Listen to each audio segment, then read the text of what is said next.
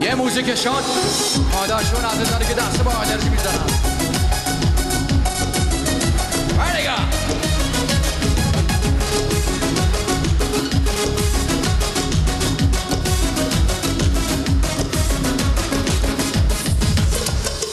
عزیزم جای پایینده توی قلبم، نگاه کن جون من به دستای سردم.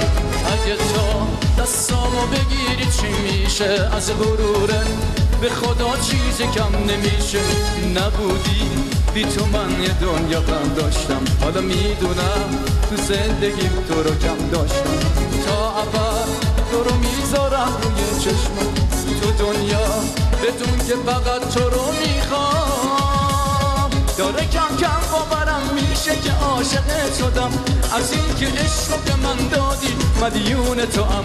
عزیزم غصه نخور به پای عشقت میشینم، به خدا عاشقتم عوض نمیشه همینم. عزیزم یه دست قشنگ به افتخار باباهاتون بزن. میدونید چرا گفتم باباها؟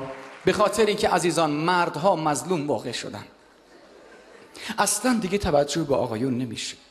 رفیق خود من برای بچهش لالایی میگفت، پسرش برگشته میگه بابا زرزر نکن میخوام بخوابم. آخه چه وضعی داشت؟ یواش آقا.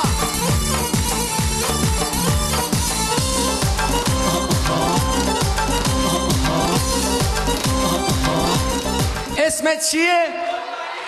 چه جالب، ولی اینجا زن و مرد گلپری هن.